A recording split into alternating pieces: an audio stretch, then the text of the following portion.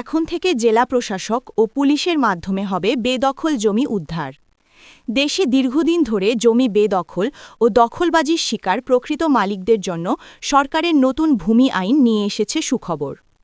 এই আইনের আওতায় এখন থেকে মাত্র ৭ দিনের মধ্যে জেলা প্রশাসক বা ডিসি ও পুলিশ প্রশাসনের মাধ্যমে বেদখল জমি দ্রুত উদ্ধার করা যাবে। আইন অনুযায়ী যে কোনো ব্যক্তি যার জমি অবৈধভাবে দখল হয় এবং তার কাছে বৈধ মালিকানা দলিল থাকে তিনি সরাসরি জেলা প্রশাসকের কাছে আবেদন করতে পারবেন। এরপর একজন নির্বাহী ম্যাজিস্ট্রেট বিষয়টি তদন্ত করে ৭ দিনের মধ্যে প্রয়োজনীয় ব্যবস্থা গ্রহণ করবেন এবং জমির দখল মালিকের কাছে ফিরিয়ে দেওয়া হবে। আইনের অন্যতম গুরুত্বপূর্ণ ধারায় বলা হয়েছে, তদন্ত প্রক্রিয়া দীর্ঘস্থায়ী হলে ৩ মাসের মধ্যে চূড়ান্ত প্রতিবেদন জমা দিতে হবে। দখলদার প্রমাণিত হলে তাদের সর্বনিম্ন ২ বছর থেকে সর্বোচ্চ ৭ বছর পর্যন্ত কারাদণ্ড দেওয়া হবে।